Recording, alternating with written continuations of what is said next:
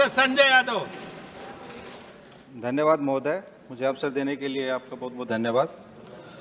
महोदय, मैं कोई अर्थशास्त्री तो नहीं, लेकिन एनडीए बीते 10 वर्षों में एनडीए सरकार की आर्थिक नीतियों का हम विश्लेषण करेंगे तो हम पाएंगे कि इनकी आर्थिक नीतियां चंद उद्योगपतियों में उत्साह, आय और आशा बढ़ाती है, वहीं दूसरी ओर आम देशवासियों में गरीबी और निराशा का संचार करती है और यह निराशा को बढ़ाती है।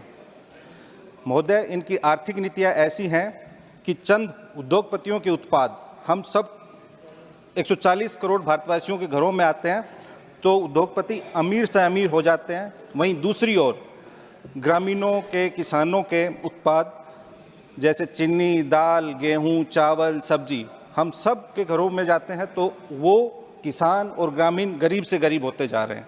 ये इनकी आर्थिक नीतियों की विफलता है और ये विचारणीय विषय है। इन आर्थिक नीतियों में बदलाव की आवश्यकता है।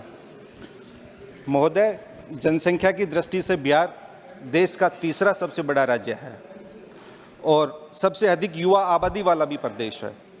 बिहार में 15 वर्षों से अधिक एनडीए की सरकार है और दिल्ली में बीते 10 वर्षों से अधिक एनडीए की सरकार है।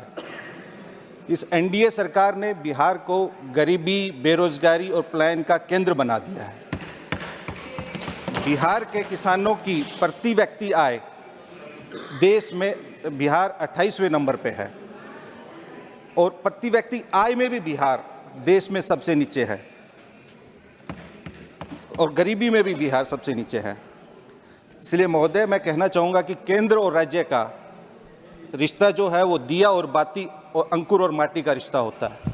तो इन्होंने बजट में भी बिहार को छांट दिया, बिहार को कुछ नहीं दिया। जहाँ बिहार को स्पेशल अटेंशन की आवश्यकता थी, स्पेशल स्टेटस और स्पेशल पैकेज की आवश्यकता थी, वहाँ इन्होंने, इस एनडीए सरकार ने हस्तिनापुर की गद्दी के लिए पाटलिपुत्रा से मैक्सिमम सपोर्ट तो ले लिया, लेकिन बदले में बिहार को मिनिमम सपोर्ट भी नहीं दिया। बिहार में ना तो उद्योग लगाने का जिक्र है, ना कोई इंडस्ट्री क्लस्टर लगाने का जिक्र है।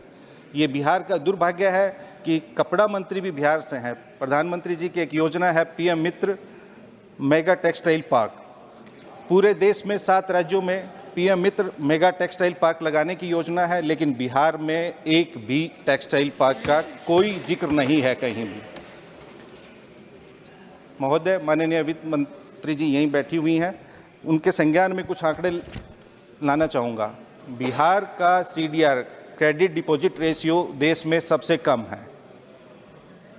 यानी बिहार के बिहारवासियों के, आम बिहारवासियों से बैंक, कमर्शियल बैंक सबसे ज़्यादा वहाँ डिपॉजिट होता है, लेकिन बदले में उनको कोई कर्ज और ऋण नहीं दिया जाता। आप केसीसी लोन पिछले 10 वर्षों के बिहार में आप किसान क्रेडिट कार्ड योजना के तहत कितने लोन दिए गए, अगर वो आंकड़े आप देखेंगे तो आपके रोंगटे खड़े हो जाएंगे। बिहार तीसरा सबसे बड़ा राज्य है, उसके बावजूद बिहार में केसीसी लोन का डिसबर्सल बहुत कम है और ये तब है तब एनपीए बिहार में सबसे कम है। यानी वहाँ के लोग डिफ़ॉल्ट नहीं करते, लेकिन फिर भी बैंकों का बिहार के प्रति नकारात्मक रवैया है। इस बजट में बिहार के लिए ना तो कोई नई ट्रेन शुरू करने का जिक्र है और ना ही कोई कारखाना। आखिरी कारखाना बिहार में 2004 से 2009 के बीच में जब आदरणीय लालू प्रसाद जी रेल मंत्री थे, तब उन्होंने 3 रेल कारखाने बिहार को देने का काम किया था। उसके बाद से बिहार में कोई कारखाना नहीं लगा। इन्होंने बिहार में agriculture, health and education sector में भी कुछ विशेष नहीं दिया, ना ही बिहार के सुप्रसिद्ध दुग्ध उत्पादों मखाना, मक्का, आम, लीची, केला इत्यादि को प्रमोट करने के लिए कोई प्रावधान और आवंटन किया, और ना ही बिहार में बंद चीनी मिलों का शुरू करने का कोई जिक्र है। चुनाव में प्रत्येक भाषण में दिल्ली से जब लोग बिहार जाते हैं तो हर बार आश्वासन देते हैं, वादा करते हैं, दावा करते हैं कि हम चीनी मिलों को शुरू कर देंगे, लेकिन कभी भी अभी तक 10 वर्षों में एक भी चीनी मिल इन्होंने शुरू नहीं की है। महोदय, इनकी रंगीन फाइलों में किसानों का जीवन सुनहरा और कलरफुल इनको नज़र आता है, लेकिन वास्तव में वो ब्लैक एंड वाइट और कोरा है।